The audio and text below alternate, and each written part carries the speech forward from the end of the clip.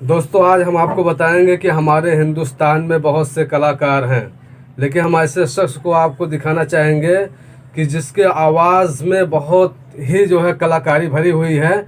जो आवाज़ निकालता है आप बोल ही नहीं सकते हैं, समझ ही नहीं सकते हैं और जान भी नहीं सकते हैं कि ये जो है असलियत इंसान की आवाज़ है या कि जानवर की।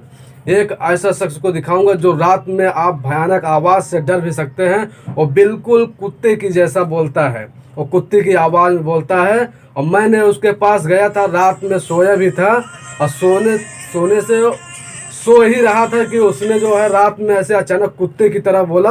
मैं डर गया।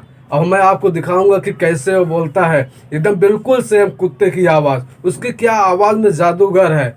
मैंने कहा अरे यार, मैं तो सोचा यार बस कुत्ता ही बोल रहा है यार, मैं तो डर गया यार, ऐसा मत किया करो।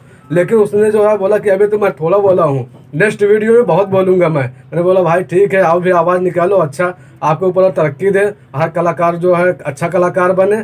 दोस्तों हम आपको दिखाऊंगा और बोलेगा रात का सीन है। क्यों बना रही है रे? यार तुम रात भर सोने नहीं दे रहे यार भाई।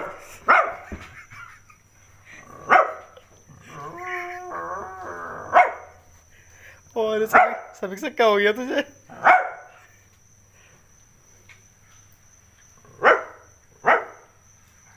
भाई ये डेली जलाने का क्या डाल देंगे अपन। डेली ऐसा जला दिया तो पूरा